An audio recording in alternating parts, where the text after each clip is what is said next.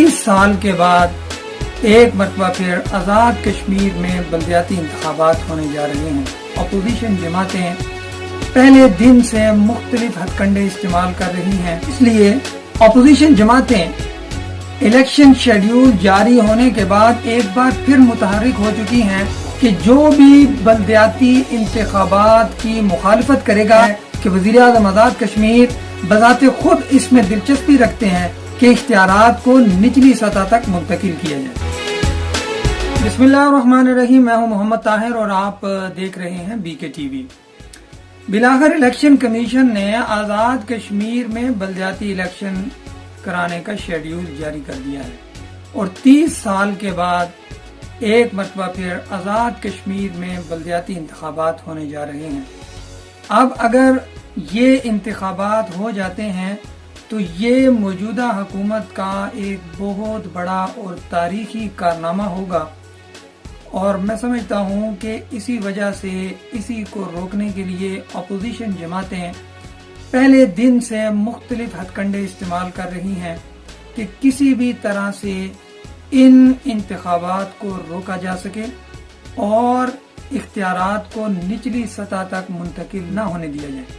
वज़ीर आज़म आज़ाद कश्मीर अपनी ज़ाती दिलचस्पी रखते हैं इस चीज़ में कि बल्दियाती इंतखाबात करवाए जाएं, वरना ये कैसे मुमकिन था कि पिछले 30 साल जिन्होंने ये बल्दियाती इंतखाबात नहीं होने दिए वो अब ये कैसे बर्दाश्त करेंगे कि बल्दियाती इंतखाबात हों और इख्तियारात को निचली सतह तक मुंतकिल किया जाए। इसलिए अपोजिशन जमातें इलेक्शन शेड्यूल जारी होने के बाद एक बार फिर मुतहर्रिक हो चुकी हैं कि किसी भी तरह से बल्दियाती इंतखाबात को रुकवाने के लिए कोई ऐसा हरबा इस्तेमाल किया जाए कि जिससे ये बल्दियाती इंतखाबात मुलतवी हो सके।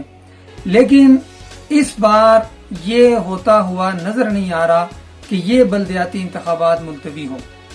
उसकी वजह यह है कि अब अवाम बाशऊर हो चुकी है और वो इस चीज को बहुत अच्छी तरह समझ चुके हैं कि जो भी बल्दियाती इंतखाबात की मुखालफत करेगा वो किसी भी सूरत में उनका हमदर्द नहीं हो सकता और ऐसी सूरत में अवाम की तरफ से शदीद रद्द-ए-अमल का इजहार किया जाएगा अगर कोई बल्दियाती इंतखाबात की मुखालफत करेगा तो। और दूसरी वजह इसकी ये है कि वज़ीर आज़म आज़ाद कश्मीर बज़ाते खुद इसमें दिलचस्पी रखते हैं कि इख्तियारात को निचली सतह तक मुंतकिल किया जाए। इसलिए इस बार ये बहुत मुश्किल है कि बल्दियाती इंतखाबात मुलतवी हों।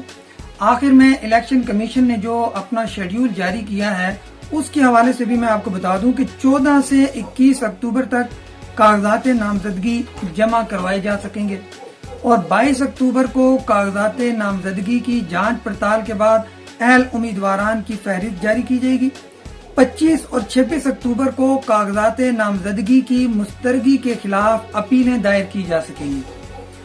फिर 26 से 28 अक्टूबर तक इन अपीलों पर समाअत और फैसले दिए जाएंगे और 29 अक्टूबर तक उम्मीदवारान इलेक्शन से दस्तबरदारी का ऐलान कर सकते हैं और 29 अक्टूबर 2 बजे के बाद उम्मीदवारान की हतमी फहरिस्त शाया कर दी जाएगी।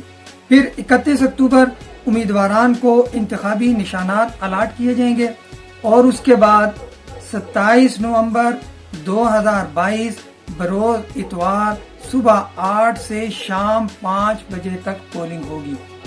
बल्दियाती उम्मीदवारान भरपूर तरीके से इलेक्शन की तैयारी करें और इख्तियारात को निचली सतह तक आम आदमी तक मुंतकिल करने के लिए अपना भरपूर किरदार अदा करें। इंशाल्लाह फिर किसी नए मौजू के साथ आपके सामने हाजिर होऊंगा। तब तक के लिए इजाजत दीजिए। अल्लाह हाफिज।